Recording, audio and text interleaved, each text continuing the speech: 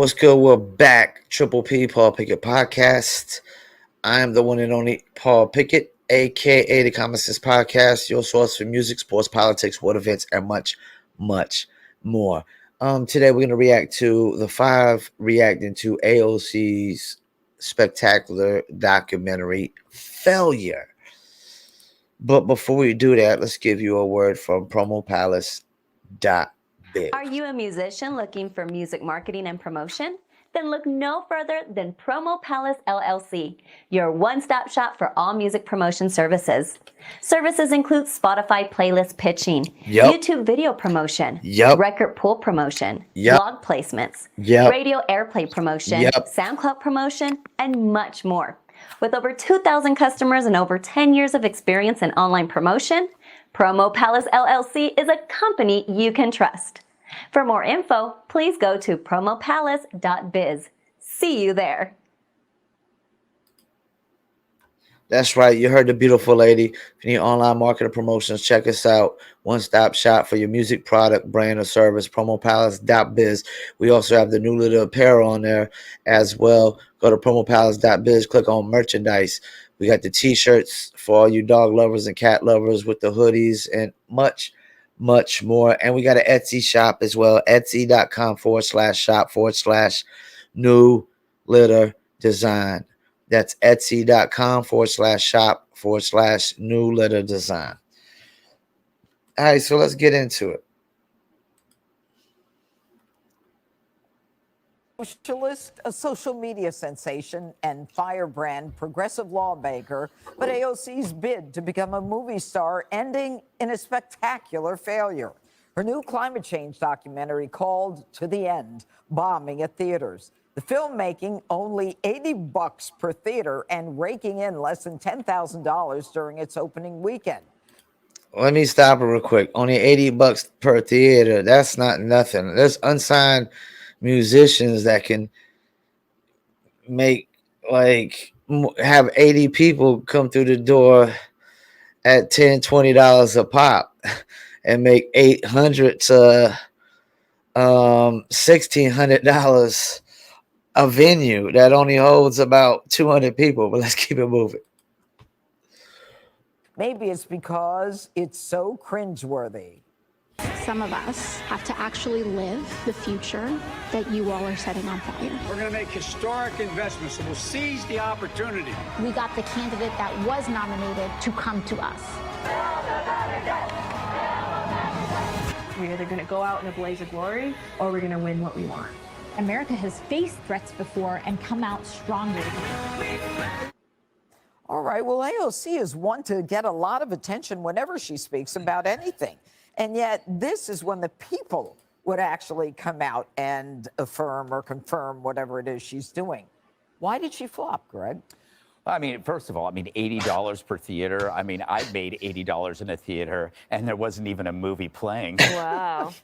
What do you mean? I don't know. It's no surprise. Who would go see a movie that's the opposite of entertaining? There's nothing entertaining about that. I know, right? Michael Moore's colonoscopy is more entertaining than that because there's probably more twists.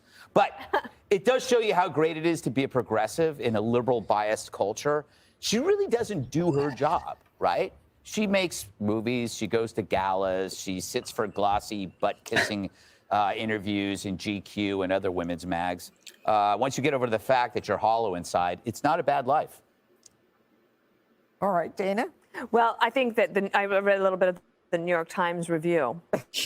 And Teo, he thinks that the hopelessness of the movie makes it a hard sell for people who would go see the movie and also for voters to change their minds about climate change. But they said for AOC that she offers the best on-screen antidote to despair because she's funny, a canny political strategy. But they don't like it if conservatives are funny.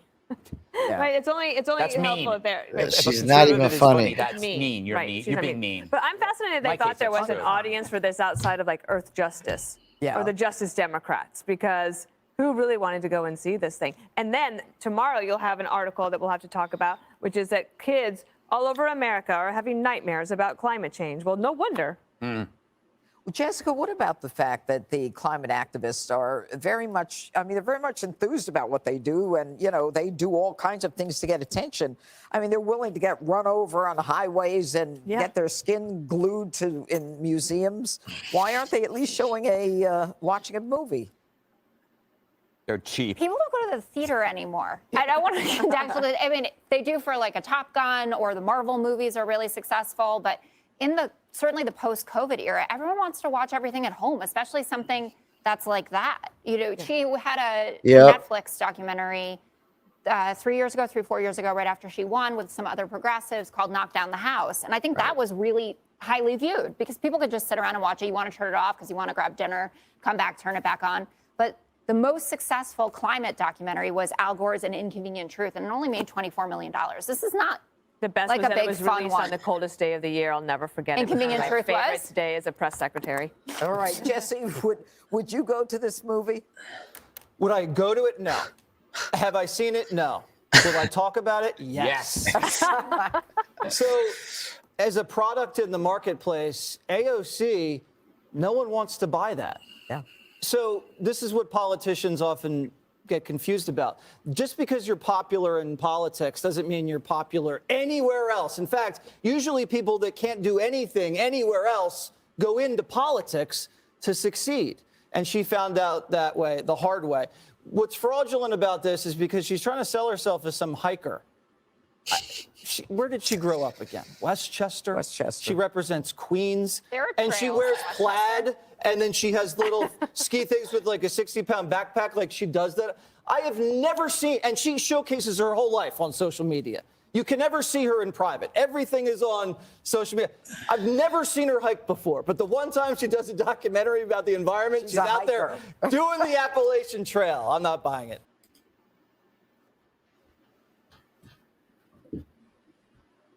All right, so what's my take?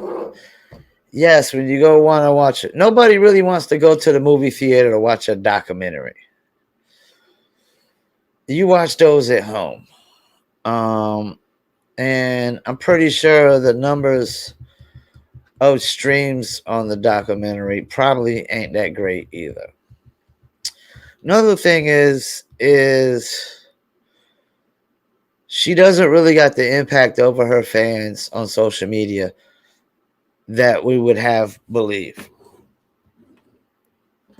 You know, she doesn't really got the feminists behind her. She doesn't really got all these people following her behind her, because she's got a nice amount of followers. Another thing is, I was watching just yesterday a documentary with Jeff Bridges called Living in the Future's Past. And when I thought I was going to watch it, I thought it was going to be like some climate change activists and stuff like that. And it really wasn't. It was very interesting. They talked about a lot of things that I'm into, like natural laws of nature. But when they got into the climate change thing, well, they talked about like part of the reason that we went to coal and oil and these other sources of what they called fossil sunlight, as they were naming them, is because we were using so much wood. We were had to cut down so many trees and use so much wood.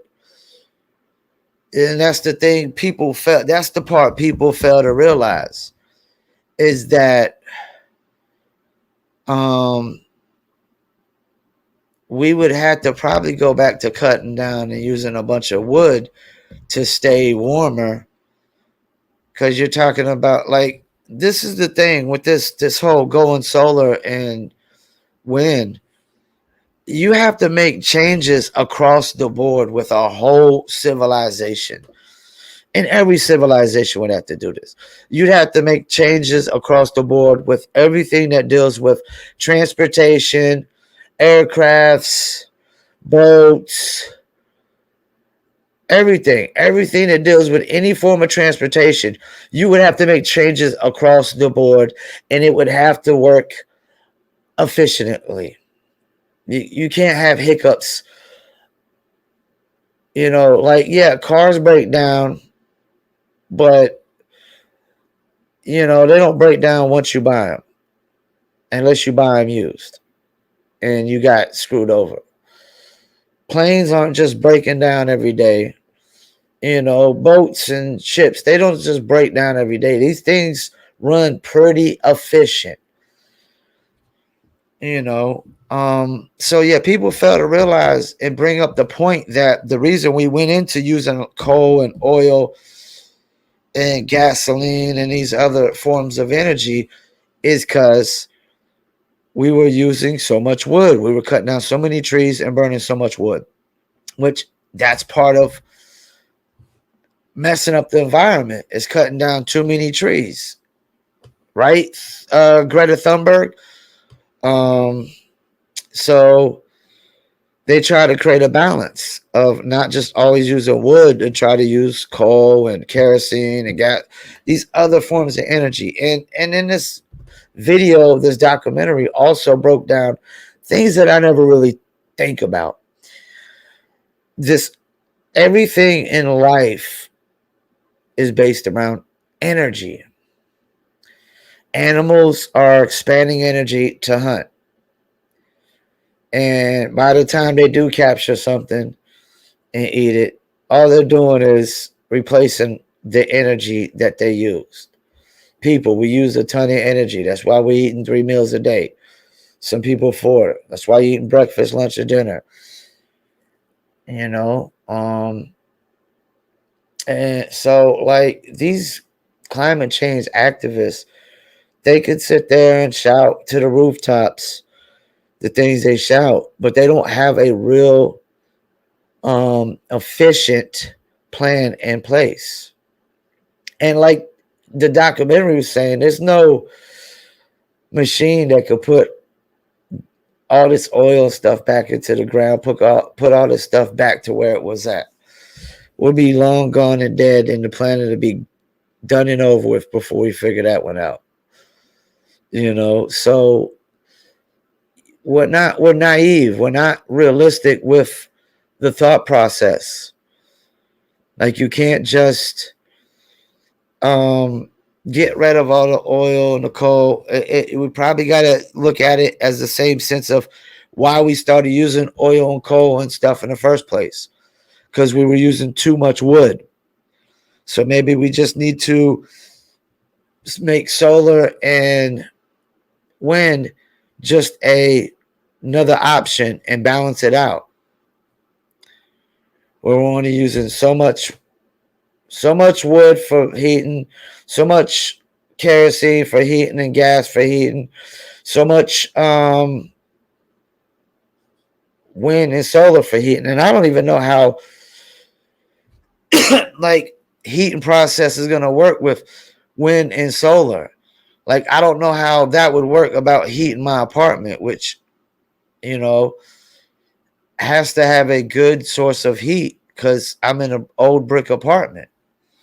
And I'm in Fayetteville, North Carolina, where it gets low as 14 degrees, you know, just this week. You know? And another thing is we also, like, this video was talking about how they take old historical weather issues that we've had and weather situations that we've had and try to pattern it around that. Like, we wasn't drilling for oil and coal and things of that nature when we had an ice age. So, like, we've always had this climate change. And like they said, Earth typically has gradual change over a long period of time. But now they say that the climate is just changing rapidly and not gradually. You know, but we've always experienced climate change. And we made it through an ice age. And, you know, it doesn't seem like, you know, the only thing I hate about climate change activists is when I ever hear anything out of their mouth like climate control. then it's just mankind trying to dictate every fucking thing on this planet like we already do. And everything can't be dictated. You can't dictate weather patterns. You can't dictate tornadoes, hurricanes, heat waves, rain, thunderstorms, lightning storm. You can't dictate these things. We probably, yes, we do things that probably, I'm not going to even say probably, we do things that I know affect them. I know affects weather, but this idea that we could just totally control it, did anybody control an ice age? No. And what truly caused that? Was it not like emissions of carbon dioxides or something, or carbon monoxides or whatever? Like, what was it? It was definitely something in the atmosphere that was too much of something or too little of something, you know? So, and that's the thing. Like, they say that Antarctica was free of ice at one point. So maybe we're just going back in, excuse me, maybe we're just going back into a recycling of weather patterns where Antarctica will be free of ice again. Maybe we're just going into that historical weather pattern. And then maybe somewhere down the line, you know, we go into another ice age. Who knows? But this idea that we could totally can control it is bogus. And as far as AOC, nobody wants to go to the movies to see a documentary. Like, I could imagine like asking some chick, hey, yo, you want to go to the movies and see this documentary? No, she want to go see a action movie or a comedy movie or probably a drama movie, you know, because women love drama. We know that much. We know they love drama, and everybody loves to laugh. Everybody loves to laugh, and I think men are real big on action, but I think everybody's big on action too.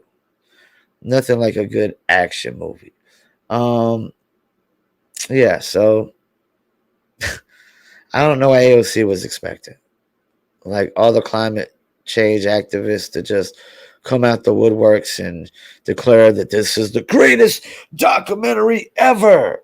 No, like, they're already naive on the reality of the situation. We don't control the laws of nature.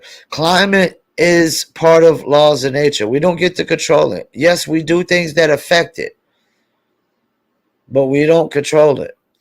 And I don't know, we might be at a point now that where nothing we could do could really reverse it. That's the thing. People have this idea that we can reverse it. I think that's like fairy tales, imaginary. Like, it's not realistic. We can't reverse what we've already done. You know, it's like we can't change the history. We can't change the past, the mistakes that society has made as a whole.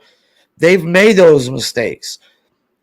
All we could do is learn from them and try to not make those mistakes again and be better than the people that made those mistakes.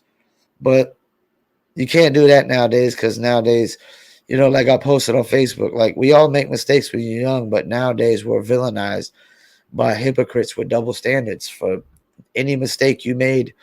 You know, look, like the Jerry Jones thing, you know, you made a mistake when you were 14 years old, but you're villainized when you're 70 something. It doesn't matter what we do now. We're all going to be villainized by hypocrites with double standards. Once again, I thank you for tuning in, Paul Pickett Podcast, and I'm